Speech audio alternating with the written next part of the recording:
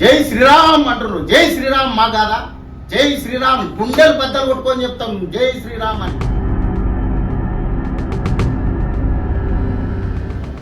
మమ్మల్ని పోలీసులు కొడుతుంటే ఆ రోజు కిరణ్ కుమార్ రెడ్డి పక్కన ఉండి బస్ ర్యాలీలా తిరిగిన రోజులు గుర్తులేవా?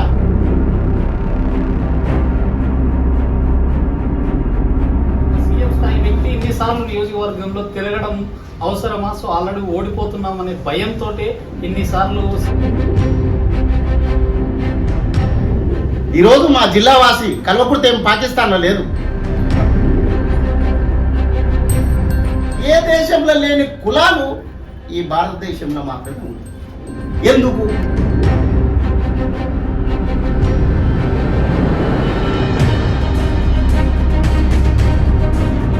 ఈరోజు డీకేఆర్ నాక ఏం చేసేది లేదు. డీకేఆర్ నాక కాంగ్రెస్ ప్రభుత్వంలో అప్పుడు ఆ రోజు కాంగ్రెస్ ప్రభుత్వంలోనే ఉంది మినిస్టర్గా. కిరణ్ కుమార్ రెడ్డి ముఖ్యమంత్రి ఉన్నాడు. ఆ రోజు ఏం చేసింది? తెలంగాణ ఉద్యమంలో ఉద్యమకారులను ఇక్కడ మహబూబ్నగర్లో ఉన్న వాళ్ళని కొట్టిపించింది ఆమె. శ్రీరామచంద్రుడు అంటే బీజేపీ పార్టీకి ఓటేసిన వాళ్ళకు మాత్రమే శ్రీరామచంద్రుడు దేవుడా? మేము కాంగ్రెస్ పార్టీలో ఉన్నోళ్లకు, టీఆర్ఎస్ లో ఉన్నోళ్ళకు 6 పథకాలు అమలు అయితలేవు అంటే మొన్న ఎమ్మెల్సీ కోడ్ వచ్చింది. ఎమ్మెల్సీ వస్తే బీజేపీ ప్రభుత్వంలో ఖచ్చితంగా ఈ బహుజన కులాలకు మొత్తం అన్యాయం జరుగుతుంది కనుక 400 మంది ఎంపీలుగాన గెలిస్తే రాజ్యాంగాన్ని మారుస్తానన్నాడు. ఖచ్చితంగా బీజేపీ ప్రభుత్వం రాజ్యాంగాన్ని మారుస్తుంది అనేది 100కి 100 నిజం. మొత్తం వాపస్ తీసుకొచ్చి ఒక్కొక్కరు అకౌంట్లో 15 లక్షలు టికా పడతాయని చెప్పిండు. ఏడవున్నాయి కాంగ్రెస్ పార్టీకి బల్లగుత్తి రేవంత్ రెడ్డి అన్న సమక్షంలో ప్రతి ఒక్క ఓటు కాంగ్రెస్ పార్టీకి పడుతుంది.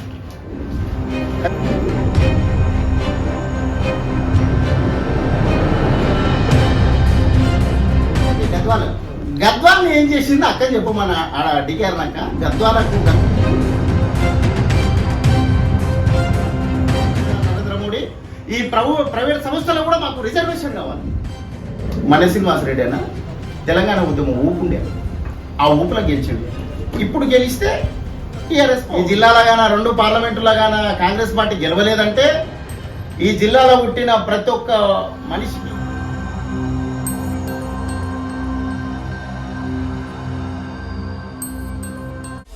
ఈరోజు మన విశిష్ట అతిథి వచ్చేసి పసుల రాజు గారు అయితే మనతో ఉన్నారు.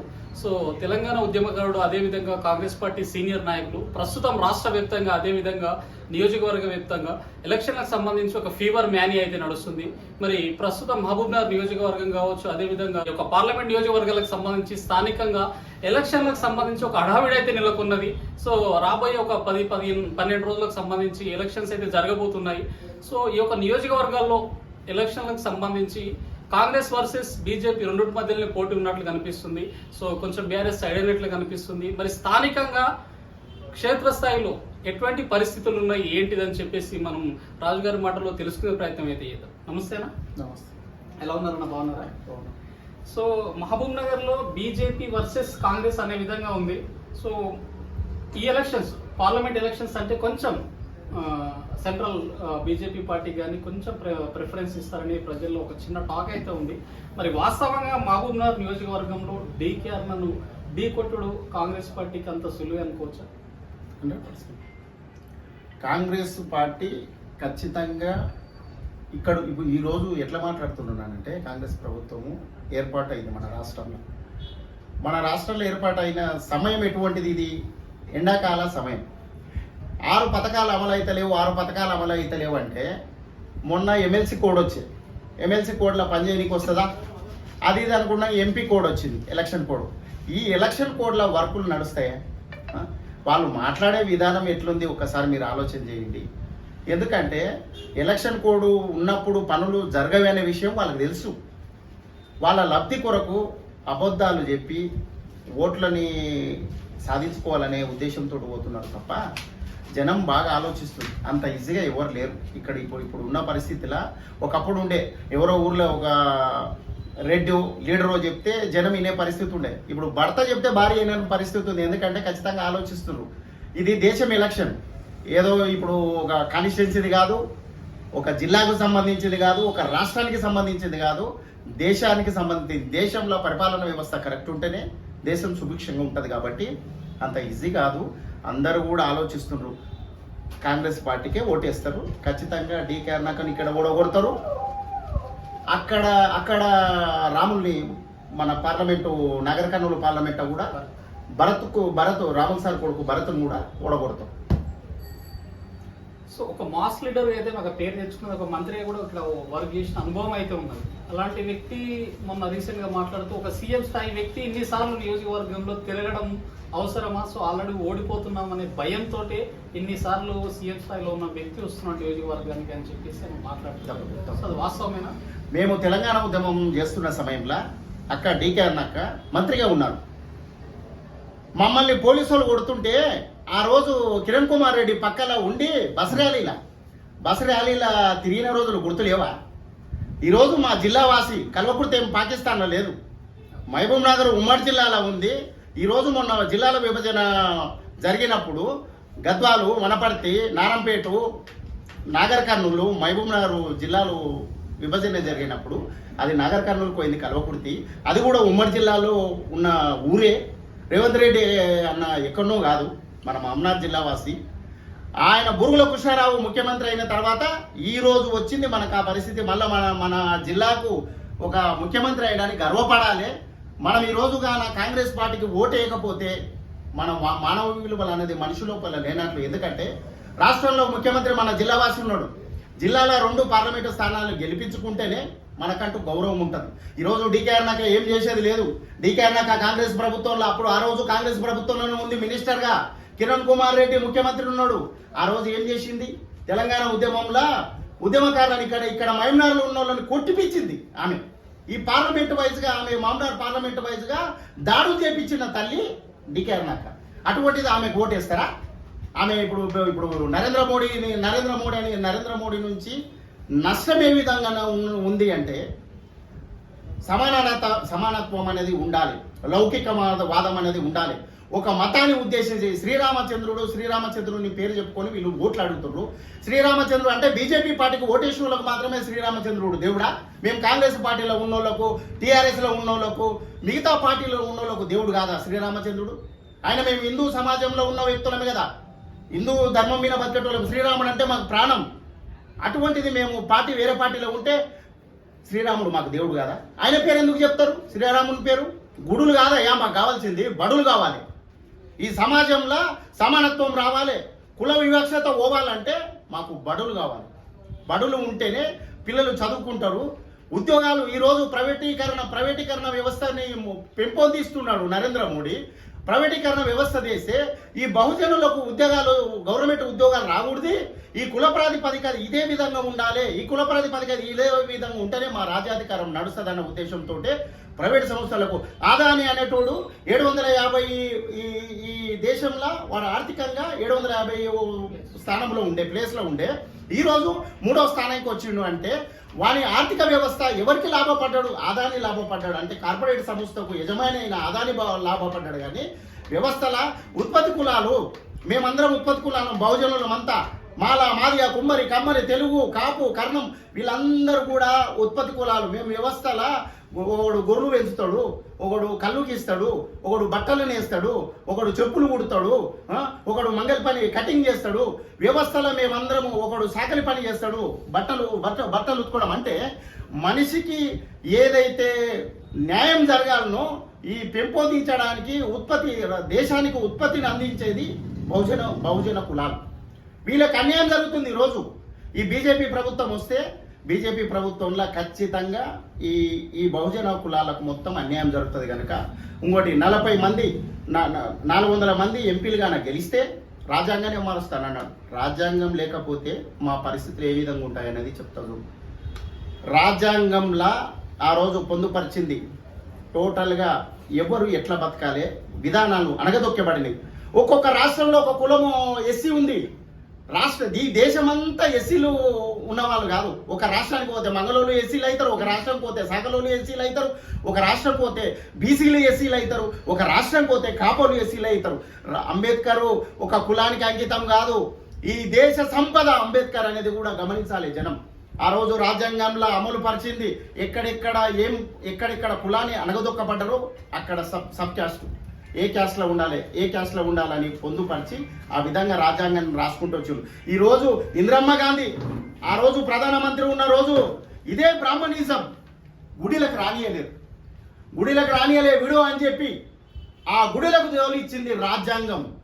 ఈరోజు ఆడపిల్లలు ముఖ్యమంత్రులు అవుతున్నారు, ఎమ్మెల్యేలు అవుతున్నారు, మినిస్టర్లు అవుతున్నారు అంటే అది ఏర్పాటు చేసింది రాజ్యాంగం. దేవుడు కాదు, ఎవరు చేయలేదు, దేవుడు చేయలేదు, ఎవరు చేయలేదు. ఆ రాజ్యాంగమే ఒక ఆడపిల్లకు ఆ రోజు చిన్న పిల్లలకబ్బా తొట్లలున్న పిల్లలకు పెళ్లి చేస్తుంది. తొట్లలున్న పిల్లలకే పుస్తలు కట్టిన రోజులు ఉన్నాయి. ఆ వ్యవస్థను రూపుమాపింది రాజ్యాంగం. ఈ రాజ్యాంగమే లేకపోతే ఎవరు ఇష్టం వచ్చినట్లు వాళ్ళు ప్రవర్తిస్తుంది. ఏ విధంగా అన్యాయం జరగాలనో దేశానికి అంత అన్యాయం జరుగుతుంది.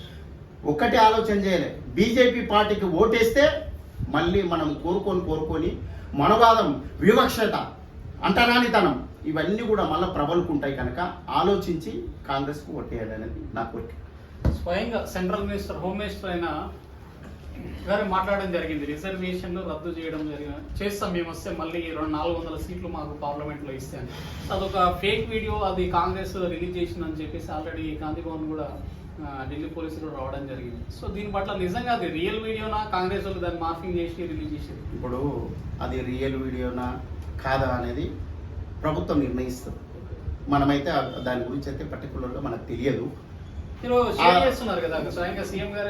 వీడియో వచ్చింది, ఆ వీడియో మీద మనము వీడియోని అనుసంధానంగా మా ముఖ్యమంత్రి చూసుకుంటారు దాన్ని ఏదన్నా ఉంటే కూడా.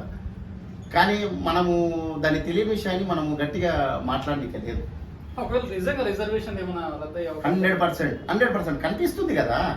టోటల్గా వాళ్ళు చేసే ప్రయత్నాలు ఈరోజు రాజ్యాంగాన్ని మార్చడానికి వాళ్ళు ఏ విధంగా ఎత్తులు వేస్తున్నారు అనేది క్లియర్గా కంటికి కనిపించినట్లు కనిపిస్తుంది. సమానత్వం ఈ భారతదేశం ఒక్కటే ఉందామా? ఈ ప్రపంచంలో ఎన్నో దేశాలు ఉన్నాయి. ఏ దేశంలో లేని కులాలు ఈ భారతదేశంలో మాత్రమే ఉంది. ఎందుకు అంటే ఈ పని చేసినోడు ఈ కులం, ఈ పని చేసినోడు ఈ కులం అంటే ఆ విభజన చేయడం వల్ల మనిషి లోపల ఏమవుతుందంటే నాది నాది నాది అనే స్వార్థం పెరిగి మనుషులు దూరం అవుతారు. వ్యవస్థ మొత్తము నిర్వీర్యమైపోతుంది. కనుక ఖచ్చితంగా బీజేపీ ప్రభుత్వం రాజ్యాంగాన్ని మారుస్తుంది అనేది 100% నిజం. ఎందుకంటే అంబేద్కర్ ఆ రోజు కన్న కలలేంది, ప్రతి ఒక్కరు చదువుకోవాలి, ఈ కుల వివక్షత అనేది పోవాలి, అందరూ ఒక విధానంలో సమానత్వంతో బతకాలన్న ఉద్దేశమే అంబేద్కర్. అది ఆర్ఎస్ఎస్ సిద్ధాంతాలకు విరుద్ధం. కనుక ఖచ్చితంగా రాజ్యాంగాన్ని మారుస్తారు, 100% మార్చడం జరుగుతుంది. కనుక రాజ్యాంగంగాన్ని మారితే ఓన్లీ అప్పర్ క్యాస్ట్కు 1-2 కులాలకు తప్ప మిగతా జాతులకు ప్రతి ఒక్క జాతికి కూడా అన్యాయం జరుగుతుంది. దీన్ని అందరూ కూడా గమనిస్తున్నారు. ఈరోజు ముస్లిమ్స్ ఎవరా? ఈ దేశంలో పుట్టినరు, వాళ్ళు ఈ దేశంలోనే పెరిగినరు, ఈ దేశంలోనే చనిపోతారు, ఈ దేశంలోనే ఊడుస్తారు. వేరే దేశానికి వెళ్ళి ఏం రాలేదు. ఆ రోజు అంటరానితనం ఉండి వాళ్ళు కూడా చాలా మంది ఈరోజు మా జాతుల వాళ్ళు దళిత బహుజనులంతా క్రిస్టియన్లా కలుస్తున్నారు. ఆ రోజు కూడా మా దళిత బహుజనులు కూడా ముస్లింలా కన్వర్ట్ అయినరు. అటువంటిది వాళ్ళ డిఎన్ఏ పరీక్ష చేసిండ్రు ఆల్రెడీ. ఈ ముస్లిమ్స్ ఎవరు అని డిఎన్ఏ పరీక్ష చేసిండ్రు కొలంబియా యూనివర్సిటీలా. అక్కడ వాళ్ళు డిఎన్ఏ పరీక్ష చేస్తే వీళ్ళు నిజంగా కూడా దళితులేరా అని చెప్పి క్లారిటీ కూడా వచ్చింది. అది నేను చెప్పడం కాదు, సైన్స్ చెప్తుంది. రాజు తెలంగాణ ఉద్యమకారుడు మాట్లాడే మాట కాదు, సైన్స్ చెప్తుంది. మనం సైన్స్ను నమ్మాలన్నాబా, సైన్స్ ఇంపార్టెంట్. ఇప్పుడు మస్తు కలబోలి మాటలు మస్తు చెప్తారు. ఇప్పుడు భగవంతుడు శ్రీరామచంద్రుని యూజ్ చేసుకొని శ్రీరామచంద్రుడు నీకొక్కనికే శ్రీరామచంద్రుడు దేవుడు కాదు, నా దేవుడు, నాకు కూడా దేవుడే. ఈ భారతదేశంలో పుట్టిన ప్రతి ఒక్క హిందూకు శ్రీరామచంద్రుడు దేవుడు. నువ్వు దేవుని పేరు ఎందుకు చెప్తావు? ఈ దేశంలో నేను ఈ మంచి పనులు చేసిన, ఏం చేసిండు ఆయన ఎలక్షన్లోకి వచ్చే రోజు ఇంతకుముందు ఆయనకు మనం ఓటు వేసినప్పుడు 2 కోట్ల ఉద్యోగాలు ఇస్తున్నాడు సంవత్సరం. దళిత మన నల్లధనం మొత్తం వాపస్ తీసుకొచ్చి ఒక్కొక్కరు అకౌంట్లో 15 లక్షలు. ప్రతి ఒక్క విషయాన్ని మంచి చెడు గమనించే జ్ఞానమున్న వ్యక్తులు ఆ రోజు ఉండే. ఎవరో ఒకరు పెద్ద మంచి చెప్తే ఊళ్ళో ఇనదినాలు కానీ ఇప్పుడు లేవు. ఖచ్చితంగా వాళ్ళు ఓటు వేయాలంటే ఈ అమూల్యమైన ఓటు, ఈ ఓటుని ఎంత కష్టపడి సాధించిందో తెలుసా నాన్న? ఇదే మహాత్మా గాంధీ. దేశంలో మొత్తం ఎక్కడ చూసినా మహాత్మా గాంధీ బొమ్మలే ఉంటాయి. ఇంతకుముందు నిజంగా కూడా ఎవరు బహుజనులకు ఉపయోగపడ్డారు, మీ ఉత్పత్తి జాతులకు ఎవరు లాభం చేకూర్చినన్నది ఈ రోజుల్లో గమనించి అంబేద్కర్ విగ్రహాలు పెడుతున్నారు. అంబేద్కర్ విగ్రహాలు కూడా ఇప్పటికీ కూడా దళిత జాతులు, దళిత వాడలకు మాత్రమే అంకితమవుతున్నాయి తప్ప ఆయన దేశ సంపదని కూడా ఇప్పటికి కూడా ఎవరు ఇంకా చాలా మటుకు మార్పు రాలేదు. ఆ మార్పు రావాలి. ఈరోజు ఆ రాజ్యాంగం విలువ ఏందనేది, మనిషికి కూడుబెట్టది రాజ్యాంగం, మనిషికి కూడుబెట్టది రాజ్యాంగం, గుడి కాదు. గుడి నుంచి లాభం ఉందా నష్టం ఉందా అనేది మన దేశంలో ఒక దేవుడు అనే ఒక భక్తి ఉంది. ఆ భక్తి ప్రకారం మనం అందరం కొలుస్తాం. కాంగ్రెస్ వాడు కొలుస్తాడు, బీజేపీ వాడు కొలుస్తాడు, టీఆర్ఎస్ వాడు కొలుస్తాడు. కానీ బడి అనేది, బడిలో కులం లేదు, మతం లేదు, అందరూ మన సమానం. కనుక బీజేపీ పార్టీకి ఓటు వేయాలి ఈసారి, కాంగ్రెస్ పార్టీకి వేయాలి. ఈ 2 పార్లమెంటు, మైనార్ పార్లమెంటు మరియు నాగర్ కర్నూలు పార్లమెంట్ల మామనార్ పార్లమెంట్ వంశీచంద్రెడ్డి గెలుస్తాడు. కర్నూలు పార్లమెంట్ల మల్లు రవీణనే ఖచ్చితంగా ఘన విజయం సాధిస్తాడు. నాగర్ కర్నూలు పార్లమెంట్ పరిధిలో కాంగ్రెస్ లో కొన్ని వర్గాలు అయితే ఏర్పడినాయని చెప్పేసి తప్పుడు నివేదికలు నాన్న ఇవన్నీ. ఎందుకంటే మల్లు అనంతరామ్ అని అన్న మల్లు రవీణలో అన్న మొట్టమొదట అక్కడ ఉన్న ఎస్సీలు ఎక్కువ ఉంటారు మన నాగర్ కర్నూలు. వాళ్ళనందరినీ ఆ రోజు కదిలిచ్చి ఆయన ఒక రాజకీయం అనేది ఏంది అనేది నేర్పించిన వ్యక్తి మల్లు అనంతరాములన్న చేసిన చైతన్యానికి తర్వాత ఆయన చనిపోయిన తర్వాత రవణ వచ్చాడు.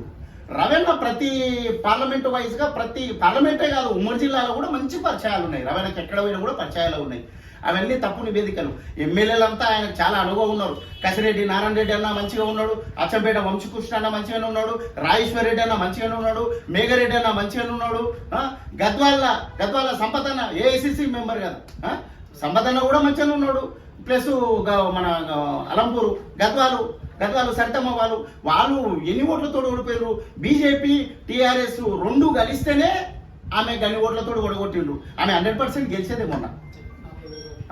పెద్ద లెక్క కాదు, పత్రం కాదు, 100% మర్రమైనా గెలుస్తుంది. లేవు తప్పు మాట. నేను తిరుగుతున్నా కదా పార్లమెంట్ వైజ్గా, 2 పార్లమెంట్లలో తిరుగుతున్నా.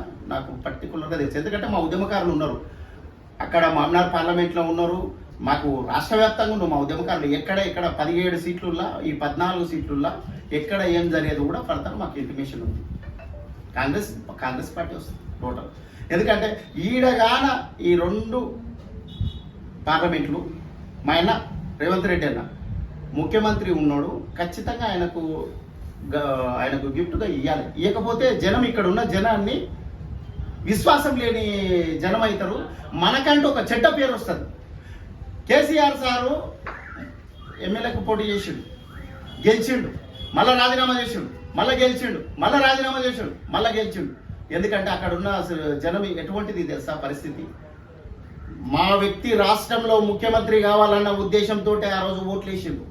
మా మామనార్ ప్రజలకు లేదా? మామనార్ నాగర్ కర్నూలు జిల్లాలో ఉన్న వాసులకు మాకు లేదా? 2 పార్లమెంట్లు ఉన్న వాళ్ళు మేమంతా మామనార్ ఉమ్మడి జిల్లా మనుషులం కాదా? మాకంటూ ఆత్మగౌరవం లేదా? ఎందుకేయం? కాంగ్రెస్ పార్టీకి బల్లగుత్తి రేవంత్ రెడ్డి అన్న సమక్షంలో ప్రతి ఒక్క ఓటు కాంగ్రెస్ పార్టీకి పడుతుంది. ఖచ్చితం, ఇది రాసిపెట్టు. సో 2 నియోజకవర్గాలు 100% కాంగ్రెస్, 100% కాంగ్రెస్ గెలుస్తుంది. సో బీఆర్ఎస్ ఎన్నికల్లో ఏమైనా ప్రభావం చూపే అవకాశాలు ఉన్నాయా? ఇదో నాన్న, బీఆర్ఎస్ ప్రభుత్వంలో ఉన్న వ్యక్తులు కూడా కదా, నిన్నమొన్ననే కదా మేము కాంగ్రెస్లకు వచ్చింది. మా అన్న రేవంత్ రెడ్డి అన్న ముఖ్యమంత్రి అవుతాడు. ఇక్కడ జిల్లా వ్యాప్తంగా మా ఊళ్ళు, మా అన్న ఇక్కడ ఎన్ఎం శ్రీనివాసరెడ్డి అన్న మా ఉద్యమకారుడు కదా, మా ఎన్ఎం శ్రీనివాసరెడ్డి అన్న ఉద్యమకారులను అందరినీ వెలికి తీసిందే మళ్ళా ఎన్ఎం శ్రీనివాసరెడ్డి అన్ననే కదా. ఆ ఎన్ఎం శ్రీనివాసరెడ్డి అన్న పుణ్యమా అని చెప్పి మళ్ళీ రాష్ట్ర వ్యాప్తంగా ఉద్యమకారులంతా కదిలేరు కాంగ్రెస్ పార్టీకి. అంతకుముందు లేదు, ఉద్యమకారులు అంతా టీఆర్ఎస్ పార్టీలో ఉండరు. అయితే ఇప్పుడు జరుగుతున్న మాకు చర్చలు రోజు చెప్తున్నారు టీఆర్ఎస్లో, అరే నీ అమ్మ అన్న మేము కాంగ్రెస్లోకి వస్తున్నాం, మేము కాంగ్రెస్లోకి వస్తున్నాం, మీరు అందరూ అక్కడే వారు మేము వస్తున్నాం అని సాల్ కట్టిండ్రు, వస్తూనే ఉన్నారు. జరుగుతూనే ఉన్నాయి. 100% కాంగ్రెస్ పార్టీకి ఓటేస్తారు. టీఆర్ఎస్లో ఉన్న వాళ్ళు కూడా ఇక్కడ వేస్తారు. ప్రభుత్వంలో ఇప్పుడు ఈ రాష్ట్రం బాగుపడాలంటే ప్రభుత్వంలో పాలన వ్యవస్థలో ఏ ప్రభుత్వం ఉందో ఆ పాలన వ్యవస్థకు నిజమైన ఓటరు ఖచ్చితంగా ఆలోచిస్తాడు. ఎందుకంటే ప్రభుత్వం ఉన్న దానికి ఓటేస్తే మిగతా వాళ్ళు అరే పని చేయాలనేది ముఖ్యమంత్రికి ఉంటుంది. నేను ముఖ్యమంత్రి ఉన్నందు కొరకు 2 పార్లమెంటు స్థానాలు గెలిచినాయి, నేను ఖచ్చితంగా జిల్లాకి ఏదో చేయాలి, నా జిల్లా అనేది కూడా ఆయన మనసులో కూడా ఉంటుంది. ఎందుకంటే ఈ జిల్లాలో పుట్టిన వ్యక్తి కొంచెమన్నా ఉంటుంది, గౌరవం ఉంటుంది. ఖచ్చితంగా ఆయనకు రాష్ట్ర వ్యాప్తంగా గౌరవం ఉంటుంది, ఒక ఉమ్మడి జిల్లా అని కాదు. కాకపోతే పుట్టిన గడ్డ కాబట్టి కొంత గొప్ప. ఇప్పుడు మనోడైతే బంతిలో కూర్చున్నప్పుడు మనోడైనప్పుడు ఒక బుక్క ఖచ్చితంగా ఒక బుక్క ఎక్కేస్తాడు. అట్లా ముఖ్యమంత్రి మా ఆయన ఉన్నాడు రేవంత్ రెడ్డి అన్న, ఖచ్చితంగా ఏదో ఒకటి ఇంత కొద్ది గొప్ప ఎక్కువనే చేస్తాడు మా అన్నకు. దీన్ని మా జనం మొత్తం అర్థం చేసుకొని మా అక్క చెల్లెలు అన్నలు తమ్ముళ్ళు వదినలు అందరూ కూడా కాంగ్రెస్ పార్టీకి ఓటు వేయాలి, వేస్తారు, ఖచ్చితంగా వేస్తారు. వాళ్ళ మనసులు ఉంది. మహబూబ్నగర్ లోక్సభ సీట్ బీజేపీ గెలిస్తే ఏదైతే పాలమూరు రంగారెడ్డి ప్రాజెక్టు ఒక జాతీయ హోదా తీసుకొస్తానని చెప్పేసి చర్చ అయితే నడుస్తున్నారు. ఆమె గద్వాల్ని ఏం చేసింది అక్క చెప్పమన్న ఆడ డికేర్నాక గద్వాల ఎమ్మెల్యేగా ఉంది, ఈ రాష్ట్రానికి మంత్రిగా కూడా పనిచేసింది. ఏం చేసింది మైనార్కు ఫస్ట్ డెవలప్మెంట్? ఎంతమందికి ఉద్యోగాలు ఇప్పించింది, ఎంతమందికి లోన్లు ఇప్పించింది, ఎన్ని కుటుంబాలను బాగుపరిచింది అక్కని చెప్పమని ఫస్ట్. ఇవన్నీ వద్దు. నేను జాతీయ హోదా తెస్తా ఏమంటారు, చచ్చిపోయిన భార్య పైపోయిన ముంతో పాలించిందంట. ఆ భార్యను మేము చూసేది లేదు, ఆ చచ్చిపోయిన భార్యను చూడలేదు, పైపోయిన ముంతో చూడలేదు. ఉత్తమ మాటలు అవి. ఆ మాటలు మనం నమ్మే పరిస్థితి లేనాయన. ఖచ్చితంగా జనం కూడా అర్థం చేసుకుంటున్నారు.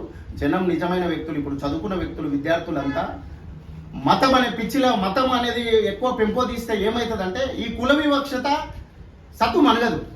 ఎందుకంటే వాళ్ళు బీజేపీ వాళ్ళు చేస్తున్న ప్రణాళిక అదే, మతం అనేది తీసుకొస్తున్నారు. ఈ మతాన్ని పెంపొందించినప్పుడు ఇక్కడ ఈ దేశంలో ముస్లిమ్స్ కాదా, ఈ దేశస్తులు కాదా, వాళ్ళ లోపల బీదలు లేరా, వాళ్ళకి ఈరోజు ఎంత అన్యాయంగా బతికేటోళ్ళు ఎంతమంది ఉన్నారు అనేది వ్యవస్థలో ఒకసారి మీరు ఎక్కువ మనుషులం అబ్బా, మనమంతా మనుషులము, భూమి మీద పుట్టినము.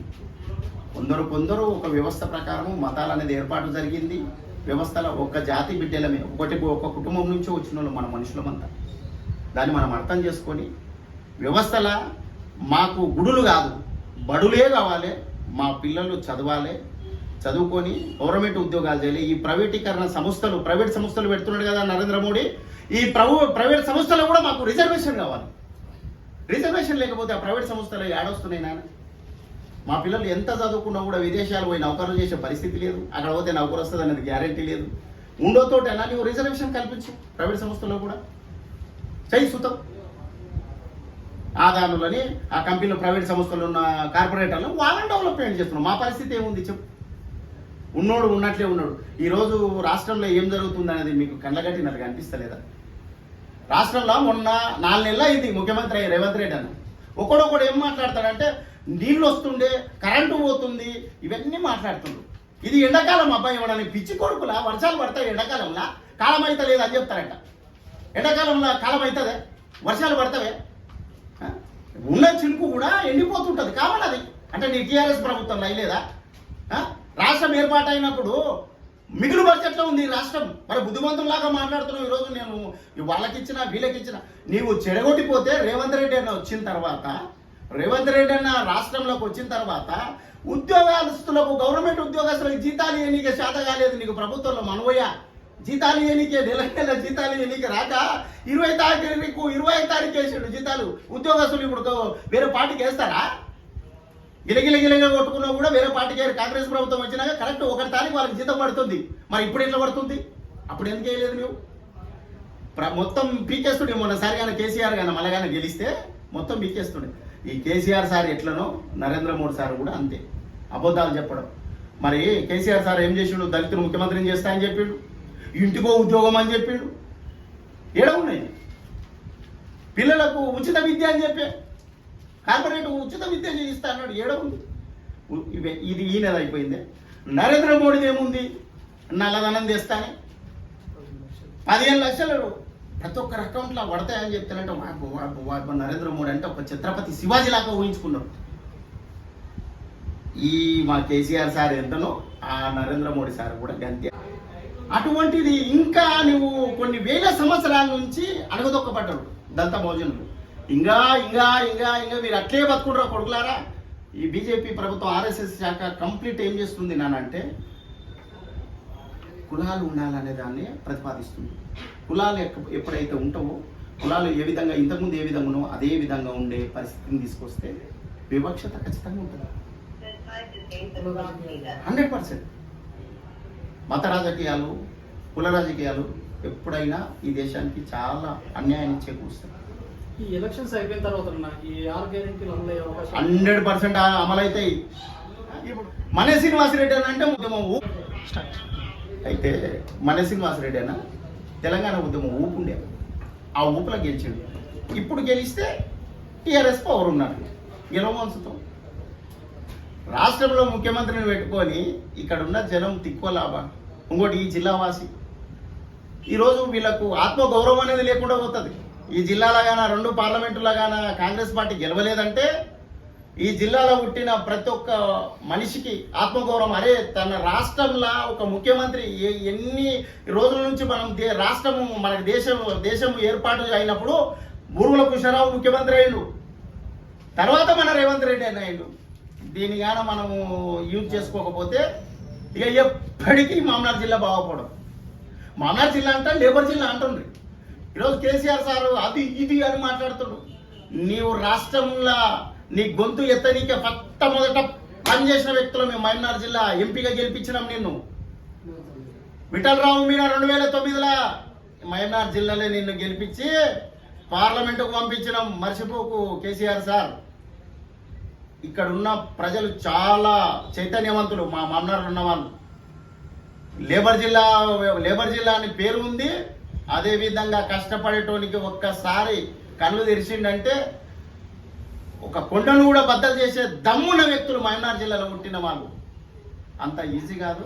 ఖచ్చితంగా 2 పార్లమెంట్లు కాంగ్రెస్ ప్రభుత్వం గెలుస్తుంది. సో నిరుద్యోగులకు సంబంధించి దాదాపు 2 కోట్ల ఉద్యోగాలు ఇస్తామని చెప్పేసి స్వయంగా ప్రధాని మోడీ గారు చెప్పడం జరిగింది. సో ఇకనైనా ఇప్పుడు కాంగ్రెస్ ఇక్కడ స్టేట్లో కానీ సెంట్రల్ కానీ వస్తే ఫుల్ఫిల్ అయ్యే అవకాశాలు ఏమైనా ఉన్నాయి?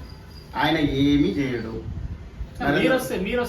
మేము వస్తే ఖచ్చితంగా లాభం జరుగుతుంది. కాంగ్రెస్ ప్రభుత్వం ఇంతవరకు ఉన్నది. ఇంద్రమ్మ కట్టించిన ఇళ్ళే ఉండయి ఈ రోజు వరకు కూడా.